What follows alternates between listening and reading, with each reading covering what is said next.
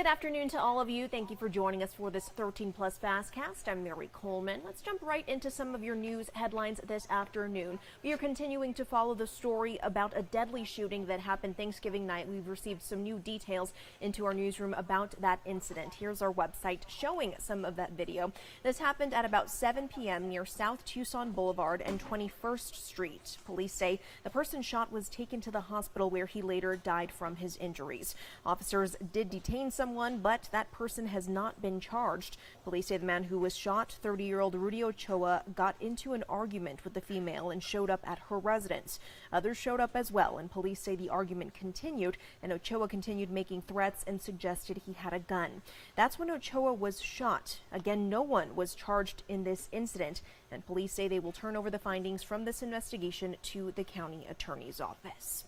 And to another story that we have been following today is the extension of a ceasefire between Hamas and Israel. The two-day extension means more hostages will be released. When the deal was first reached last week, both sides agreed an extension would include the release of 10 additional hostages. The White House says it hopes Americans are among those released. A spokesperson for the National Security Council said the administration hopes this truce is extended even longer. And today marked the start of 3 days of memorials and tributes to honor the life of former First Lady Rosalind Carter. She passed away November 19th at the age of 96. Rosalind will lie in repose at the Jimmy Carter Presidential Library and Museum in Atlanta. And tomorrow, her remains will be taken to a church at Emory University for a tribute service. A funeral service will be held Wednesday. She will be buried during a private service at Carter's family home. President Biden and the First Lady will attend Wednesday's funeral service. And closer to home, we want to give you a live look outside where it has become a little more seasonal, as many of us have felt. So we want to bring in Allie Potter for a look at what our weather's going to look like this week. Allie, it really felt like Thanksgiving. Yes, finally, right? I think Mother Nature's like, all right, fine, it's the holiday. Yeah, Let we'll me give get it you to some slack. Exactly. So you might even be dusting off those boots. The Ugg boots have been waiting for you, yes, Mary. They have. So, they're ready to go. So later on in the week, you might want to get those girls ready for you. Right. So taking a live look right now, though. Thank you, Mary. 70 degrees right now at the Tucson International Airport, 66 in Sierra Vista, 68 for Nogales, 72 in Marana, 67 for Benson, 61 for Bisbee. By the way, our average for this time of the year is 70 degrees, so we're right on par where we should be this time of the year. Taking a live look at our satellite radar, as you see right now, we are dealing with just a little bit of clouds in the mix, and that's what you saw with our live shot there. A little bit of moisture, though, west of Wilcox area is picking up. Everything, any type of rainfall is happening to our friends over in New Mexico. We're going to warm up and then we'll cool down, and then we also see a little bit of rain chances later on this week. So that warming trend, all because of this ridge of high pressure, it's going to stick with us for the next couple of days. But if you look to the left of your screen, that's more of the darker green. That's going to pass through our area, dip down. That's a trough, and it's going to cool us down. It's going to bring us a chance for rain. The greatest chance for rain will be on Friday. It's only a 30%, but fingers crossed that we'll see a little bit of that action. A warm up, though, is on the way as we head into next week. Giving you a little bit of a closer look, though. Those gusty winds a little bit on and off throughout, though, the week, and then we will see some cooler temperatures, and that's all because with our future cast. By the way, did you get snow? Whoa. Well, if you're down the mountain, not so much. But if you're north of us, yes, you did. Summer Haven, unfortunately, got less than an inch of snow over the weekend. However, Snowbowl, 4 inches, and honestly, that's not really much for Snowbowl, but do remember, though, this is the first time of the season that we have seen any type of winter activity. So winter is feeling a little bit more so, well, I feel like we're more so into the fall season. We've met it. We've just gone to fall, Allie, so right, maybe winter will come for us. Yeah, it'll come in February, about around Valentine's Day or something. Tomorrow, though, if you are going to maybe dust off those golf clubs and head on over to the golf course, well, we are going to start out the morning chilly in the 50s. We'll climb up to 63 by 10 o'clock in the morning, and by noon, 70 degrees. More clouds, though, in the mix than what we are seeing today. So it is the season, not really feeling like winter, but I know a lot of folks are taking advantage of the cooler temperatures and the warmer ones at times to put up their Christmas lights. Absolutely. Today is a great day to do that. We're not dealing with any gusty winds or rain today. Tomorrow's forecast, here's that warm up. 74 degrees in Tucson, 64 Sierra Vista, 70 for Nogales, Douglas 66. Your 7-day forecast includes the 70s for the next couple of days.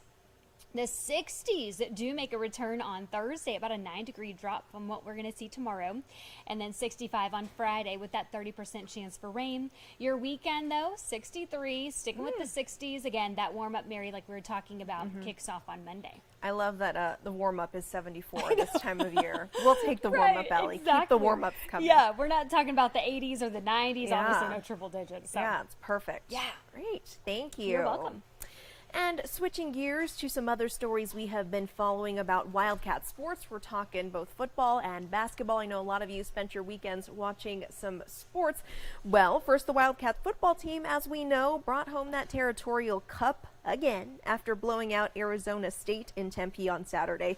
Noah Fafita threw for more than 500 yards as the Wildcats beat the Sun Devils 59-23. We love to see it. The Wildcats now must wait to find out what bowl game they are going to play in. They lost the chance to play in the Pac-12 championship game when Oregon beat Oregon State on Friday, but that's okay. We're going to get a good one, right, guys?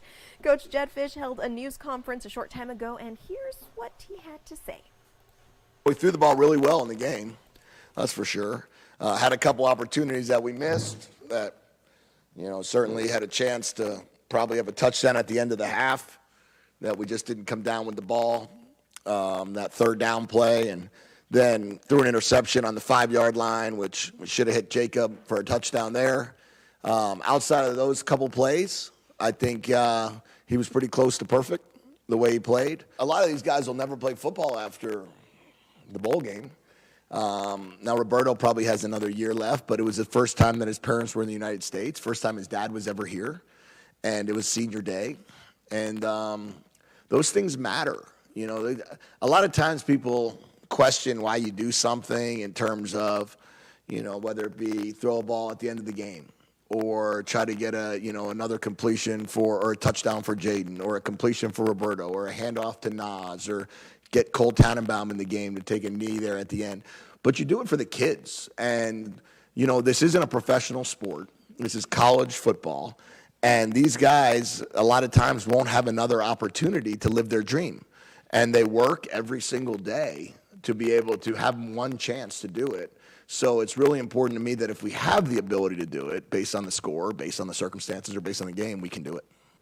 If Oregon and Washington both make the college football playoff, then I would assume we'll probably play in the Fiesta. If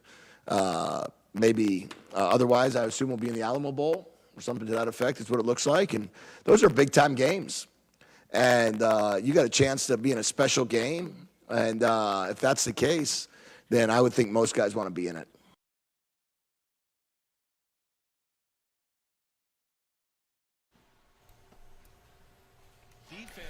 And now to Wildcat basketball. The team moved up one spot to number 2 in the country this week. This move follows recent wins against UT Arlington and Michigan State. Michigan State fell out of the top 25 after losing to Arizona. Now Purdue holds the top spot in the rankings, and Arizona travels to play the Boilermakers on December 16th. Doing very good there. Love to see that as well.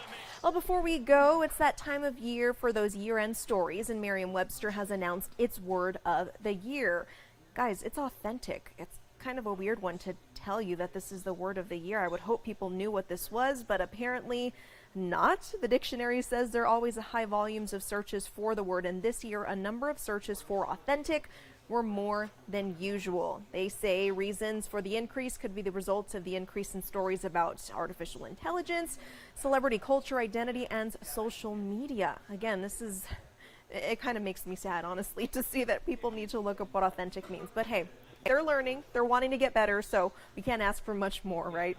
We want to take a last look outside. Things looking pretty gorgeous out there on Mount Bigelow. As we know, a little bit chilly out there, but we like to see it. And Allie said we have a, quote, warm-up coming at 74.